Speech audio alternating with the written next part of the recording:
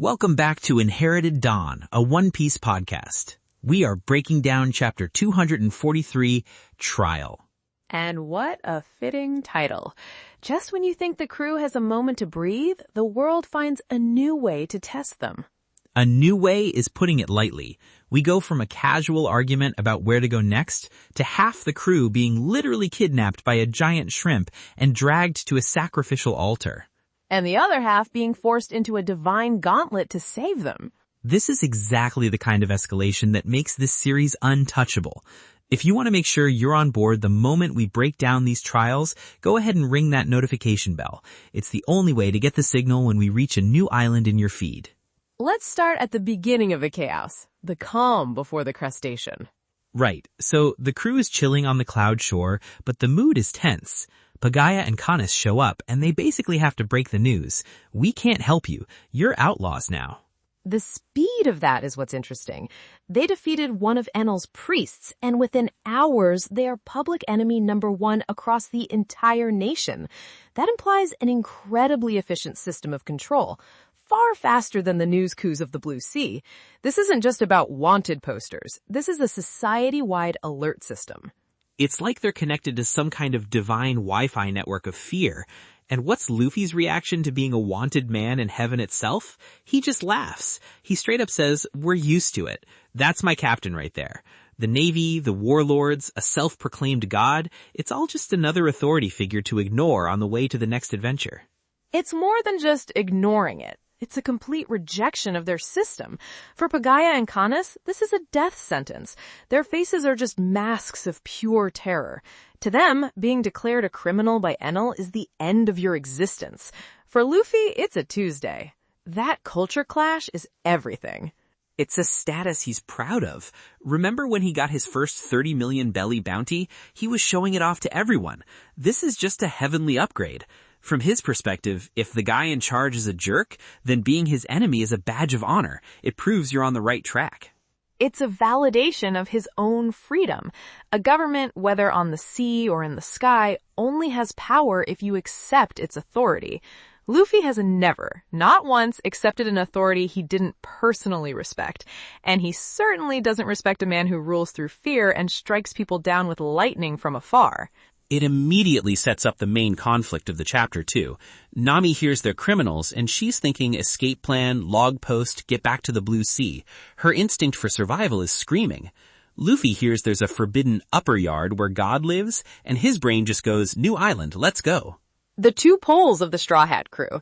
Nami is the instinct for survival, Luffy is the instinct for adventure, and they are rarely aimed in the same direction. It's a necessary tension. Without Nami, they would have sailed into a kraken's mouth in their first week. Without Luffy, they'd still be in the East Blue, never having challenged a single warlord. Nami's laying out all the logical reasons not to go. We have no information, it's forbidden, there's a literal god there. Every point she makes is 100% correct and rational. And Luffy's counter-argument is basically, yeah, but what if there's cool stuff? Which is also, in its own way, 100% correct. He has a point, and it's a deeper one than it seems. They came here following a legend about a city of gold. They have the map from Mont Blanc Cricket. That legend is intrinsically tied to Upper Yard, the missing half of Jaya. To leave now would be to abandon the entire reason they shot themselves into the sky. It would be a betrayal of the promise they made to that man in the Blue Sea, a promise to prove that his ancestor wasn't a liar. You're right. He's not just chasing a shiny new toy. This is about a promise. It's about a 400-year-old dream. For Luffy, abandoning a friend's dream is way more dangerous than facing some guy who calls himself God. That's a risk he'll never take. Still, from Nami's point of view, they just barely survived a fight with one of this god's henchmen. That priest was a genuine threat. Heading directly into the hornet's nest seems like a suicide mission. And she's the one who has to chart the course. It's her responsibility to keep the ship afloat and the crew alive. When she argues for escape, she's not being a coward. She's doing her job as the navigator. And leave it to Zoro to just cut right through the noise. While they're arguing about adventure versus safety, about dreams versus reality, he just asks the most basic, practical question. Is there a way to get back down? He's not picking a side. He's assessing the tactical situation. What are our exits? It's such a perfect Zoro moment. He doesn't care about the philosophy of the journey, just the path. He's not invested in whether they fight or flee. He's invested in knowing what the options are so he can be prepared for either. It's his swordsman brain. Always know your footing, always know your escape route, even if you never plan to use it. He lives in the moment of the challenge. The debate is just noise until a decision is made. Once it is, he'll be the first one to draw his swords. But until then, he's just gathering intel. Kanais gives them one. Sort of. She says they can sail back to the White Sea and go toward the cloud's end. Okay, but what does that even mean? The cloud's end. That doesn't sound like a place on a map. It sounds like a poetic way of saying get lost, or worse, sail off the edge of the world. It has the feeling of a myth. It's what parents in Skypiea tell their children about where the bad people go. It's not a destination, it's a banishment. It's like telling someone to get to the end of the rainbow. It's a nice thought, but it's not a real navigational point. Exactly. It feels like she's just giving them the safest sounding answer to get them away from danger. She's terrified for them and for herself, and she's just repeating the only safe information she has. She doesn't want to be an accessory to their rebellion, but she also doesn't want them to die, so she points them towards Oblivion as a mercy. She's trying to help, but her help is filtered through her own fear of Enel. She can't give them a real plan, only a vague direction away from his wrath. The cloud's end is the opposite of Upper Yard. One is the domain of God, the other is a void. She is offering them a choice between annihilation and oblivion. But it's enough for Nami. It's an out. It's a direction that isn't towards the lightning god. So they decide to set sail. Sanji starts making lunchboxes. Usopp is gathering tools to work on the Mary after the beating it took getting up here. For a few panels, it feels like they're actually going to leave. It feels like Nami won the argument. But you get the sense that no one really believes it. The crew knows it. Even Nami deep down must know it's a futile effort. Exactly. There's this great feeling in the chapter that even though Nami is protesting, everyone knows what's going to happen. If Luffy has set his mind on something, that's the new direction of the log pose. Period. It's not an opinion, it's a law of nature for this crew. And it's not that he's a dictator, it's that the crew has learned to trust his instinct even when it defies all logic. They've seen it work. They followed it to Drum Island and found a doctor for Nami. They followed it to Alabasta and saved an entire kingdom from a warlord. His instinct has an almost supernatural track record. This is one of my favorite dynamics in the whole crew. They will argue with him, they will complain, they will call him an idiot. Sanji and Zoro will get into a fight over something completely unrelated. But when the push comes, when the path forward is a choice between the safe, boring route and the dangerous, adventurous one Luffy has chosen, they follow. Because they know his compass for adventure is true.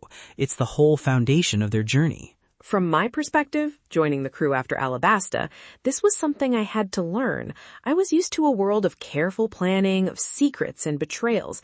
The idea of following a captain's instinct was foreign, but I saw it. I saw the absolute faith they have in him. A faith that isn't blind, it's earned. It's a trust built on a mountain of impossible victories. Exactly. They trust him because he's proven that his crazy path is the one that leads to the most amazing places and helps the most people. It's a trust that says, this is illogical, this is insane, this is probably going to get us all killed, but it's Luffy, so let's do it. And just as they're settling into that silent understanding, the journey is decided for them. The choice is taken out of their hands entirely. The island decides for them. The sky decides for them. One second, Usopp and Sanji are on the shore. The next, the Going Merry is being dragged away from the beach against its will. The ropes just snap. That panel with the wood splintering where the ropes were tied, it's so violent. Their anchor to the world is just ripped away. And we see what's pulling it. A massive shrimp. Some kind of giant speedy lobster, I think. It's absurd and it's terrifying. It has this almost comical, cartoonish face, but its claws are like industrial cranes latched onto the Mary's hull and pulling it into the open water. It's so goofy and so menacing all at once.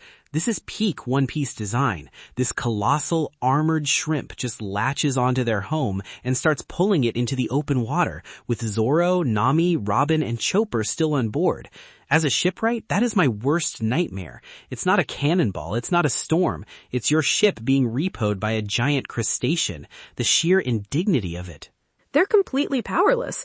Zoro can't cut the water, Nami can't navigate out of it.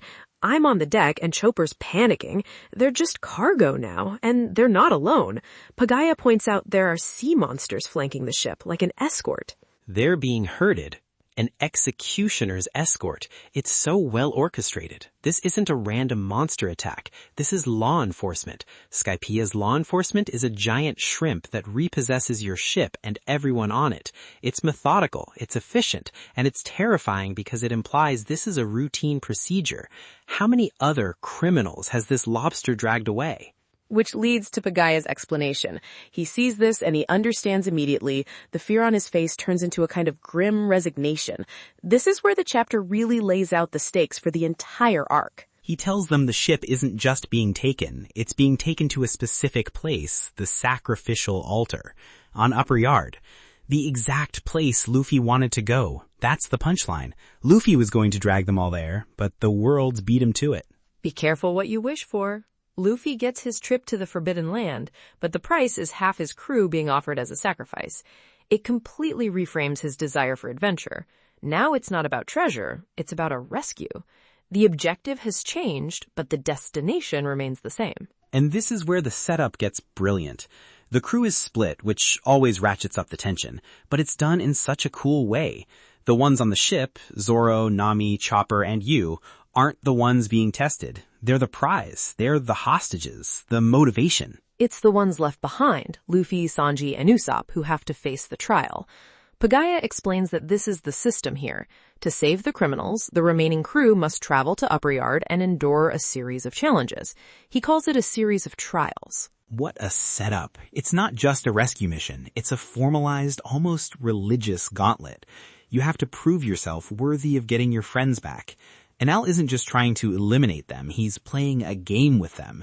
He's making them dance to his tune, forcing them to enter his arena on his terms. The structure is so deliberate. It gives this whole conflict a sense of ancient tradition. This isn't just Enel's law. This feels like something that's been in place for a long, long time. A ritual. People who defy God are not simply smitten, they are given a chance to prove their worth in a trial, with their friends' lives as the wager. It's cruel, but it has a horrifying internal logic. It's designed to create despair. And the rescue team is perfect. Luffy, the captain, who will punch his way through anything, Sanji, who has the brains and the brawn to handle complex situations, and Usopp. Don't underestimate Usopp here. In a trial, you don't always need brute force. In fact, brute force is often the most direct path to a trap. You need creativity. You need tricks.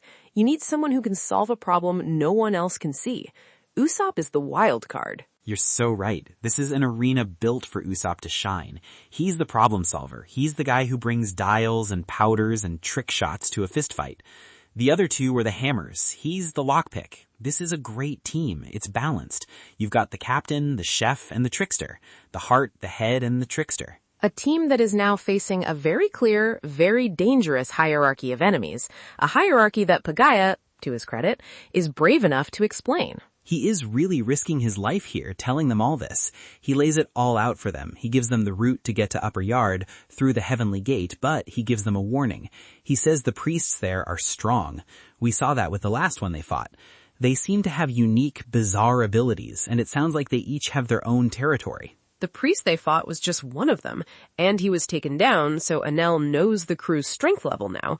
He knows what he's dealing with. He knows a formidable pirate captain is on his island. He's not underestimating them anymore. He's likely adjusting the trials to be even more difficult. But the priests aren't even the final boss.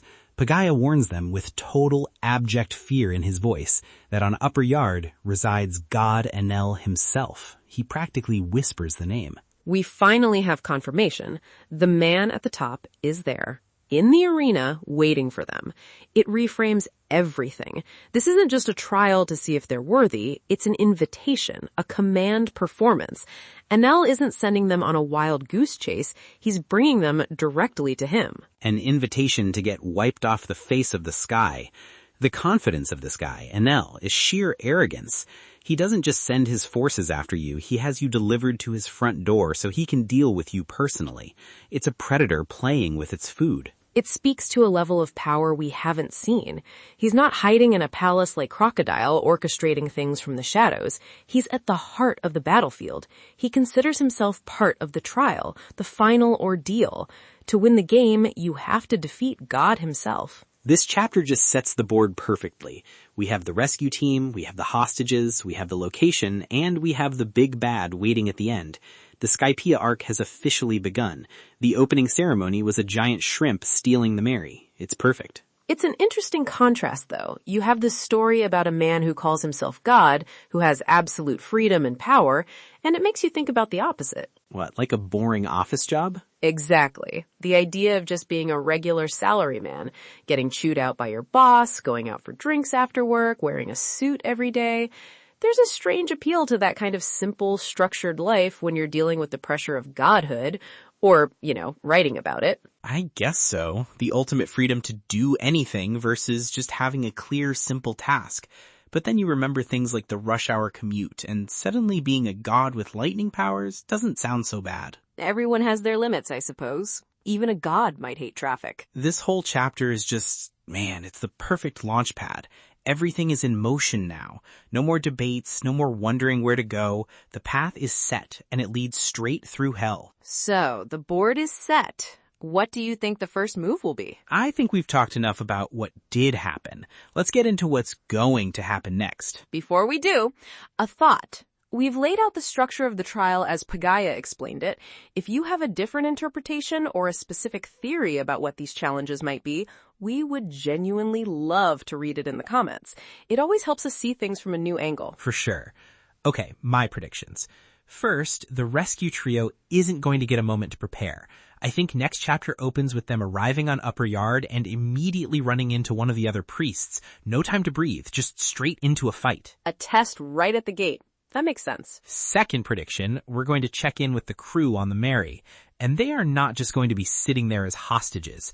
I bet we see Zoro actively trying to dismantle the giant shrimp from the inside, or Nami trying to figure out the sea currents, or Robin trying to decipher something about their location. They aren't passive prisoners. I could definitely see Zoro trying to cut his way to freedom. He wouldn't just wait. And for my third one, I think Conus is going to do something. She feels way too guilty just letting them go to their doom. I think she's going to find a way to help Luffy's team, even if it's small. She'll pass them a map or a tool or some piece of information secretly. That would be a significant act of rebellion on her part. I like that. Okay, my turn. My first prediction is about the nature of the trial itself. I think it will be a series of 4 distinct challenges, one for each of the 4 priests.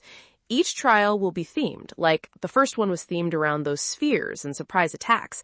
Perhaps they'll be based on different forms of observation or different elements. Oh, like a real gauntlet. I dig it. Like a divine Elite Four. Precisely. For my second prediction, I believe we'll get a piece of lore about the history of this trial. It feels too ancient and ritualized to be something Enel just invented. I think we'll see a carving or hear a story from someone that explains this sacrificial system has been a part of Skypiea's history for centuries. So Enel didn't create the system, he just took it over. That's my theory. He's using a pre-existing tradition for his own purposes. And my final prediction, we will not see Enel in the next chapter, but we will feel his presence. We might hear his voice broadcast across the island, or see a massive bolt of lightning strike near the crew with no storm clouds in sight. A casual display of power to let them, and us, know exactly what's waiting for them at the end.